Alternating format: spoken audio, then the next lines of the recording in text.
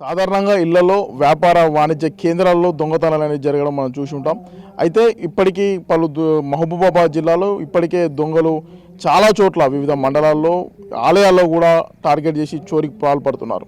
అయితే తాజాగా కేసముద్రం మున్సిపాలిటీ పరిధిలోని ఎర్రగడ్డ కాలనీలో సంబంధించిన 30 పందులను కూడా దాని డీసీఎంలో దొంగలించుకు వెళ్ళారు. సుమారు 7 వ్యక్తులు ఈ పందులను దొంగలించడం అనేది జిల్లా కేంద్రంతో పాటు మండల కేంద్రంలో కూడా చాలా చర్చనీయాంశంగా మారిందని చెప్పవచ్చు. అయితే ఇప్పటివరకు దొంగలు పందులను ఎందుకు టార్గెట్ చేశారు, పందులను ఎందుకు ఎత్తుకెళ్లారని కూడా తీవ్రంగా దీనికి సంబంధించిన పందుల యజమానులు తీవ్రంగా ఆవేదన వ్యక్తం చేస్తున్నారు. ప్రస్తుతం ఎక్కడైతే చోరీ జరిగిన ప్రదేశంలో చూసుకోవచ్చు. ఇది కిష్టాపురం కాలనీకి చెందిన ఓ వ్యక్తి తను 30 సీమ పందులను కూడా సాకుతున్నాడు. ప్రతిరోజు మాదిరిగానే మేతకు తీసుకొచ్చిన తర్వాత ఈ పందులను దాని నివాసం ఉండే షెడ్లలో తోలిన తర్వాత ఈ షెడ్డుకు ఇంటికి కొంత దూరం ఉండడం, సాయంత్రం పూట పందులను అన్నిటి కూడా ఇక్కడ తోలిన తర్వాత ఇంటికాలను ఎదిరిస్తున్నారు.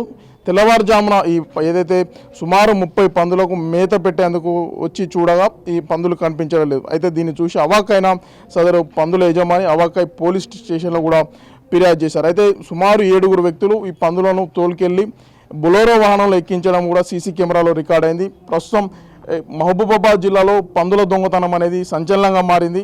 దీనిపై పోలీసులు దృష్టి సారించి దీనికి సంబంధించిన కేసును కూడా నమోదు చేసి దర్యాప్తును వేగవంతం చేస్తున్నారు. అసలు ఏం జరిగింది, దీంతో మాట్లాడడానికి ఈ పందులకు సంబంధించిన యజమానులు ఉన్నారు, అడిగి తెలుసుకుందాం. అసలు ఏమైంది, మీ పందులు ఎప్పటి నుంచి సాగుతున్నారు? మేము గత 5-6 సంవత్సరాల నుంచి పందులు సాగుతున్నాం. సింహ పందులు సాదుకుంటూ మా జీవన ఉపాధి పందులు సాదడం, పందులు అమ్మడం, పందులు కొనుక్కొచ్చి సాదుకొని అమ్మడం మా జీవన ఉపాధి. ఈసారి పందులు తీసుకొచ్చడం మహిళా సంఘంలో డాక్టర్ గ్రూపులో 1 లక్ష రూపాయలు లోన్ తీసుకున్నాం. వాటి ద్వారా పందులు తీసుకొచ్చి సాదుతాం. అయితే తీరా ఇప్పుడు ఆ పందులని అమ్మే టైము ఇప్పుడు. అయితే మా భార్యకు తనకు ఒక సర్జరీ చేపియాలి. వాటిని అమ్మేసి కొన్ని డబ్బులు అప్పు తీసుకొచ్చిన అక్కడ అప్పు కట్టి తనకు సర్జరీ చేయించుకునే టైంలోనే 5వ తారీఖు నైటు నేను 11 గంటలకు దొడ్డికాడికి వచ్చి చూస్తే పందులు పడుకొనే ఉన్నాయి. నేను రోజు సాయంత్రం పొద్దుగాల పందులను ఇప్పి మేత పోస్తా వాటికి. మళ్ళీ ఉదయం 6 గంటలకు వచ్చేసరికి తాళం పగలగొట్టి ఆ గేట్ కాడ పగలగొట్టి పందులని తోలుకపోయినట్టు వేరే దగ్గర ఒక సీసీ ఫుటేజ్లో వాళ్ళు అవపడ్డాయి. ఒక 7 మనుషులు ఉన్నారు, వాటిని తీసుకెళ్ళినారు. దయచేసి పోలీసులకు నమస్కరించి చెప్పేది మమ్మల్ని మాటి మీదనే మా జీవన ఉపాధి. కొంచెం మాకు అవి ఎక్కడికి వెళ్ళిన మాకు తీసుకురాగలరని పోలీసుల వారికి కోరుకుంటున్నాం.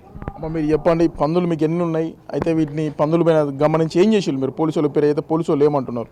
వాళ్ళు చూసి సీసీ ఫుటేజ్ ద్వారా చూసి మీకు ఖచ్చితంగా అప్పచెప్తామని అన్నారు. 30 పందులు 4-5 లక్షల రకా ఉంటుంది.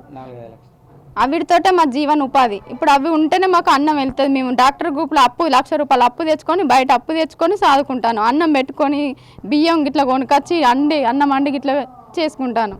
అంటే మీకు ఎవరి మీద అనుమానం అలాంటిది కానీ అసలు ఎందుకు ఈ దొంగతనం ఎవరు తీసుకుపోతారు అని ఏమన్నా మీకు తెలిసి ఎవరైనా ఉన్నారా? మాకు అనుమానం అయితే ఎవరి మీద లేదు. తనకి ఏం చెప్పదలుచుకున్నావు మరి? దయచేసి పోలీసు వారు మాకు ఎక్కడున్న సిటీ ద్వారా ఎంకలాడి మాకు అప్పగించగలరని నమస్కరించి వాళ్ళు కోరుతాను. మా పందుల ద్వారా మా జీవన ఉపాధి కొనసాగిస్తున్నాం.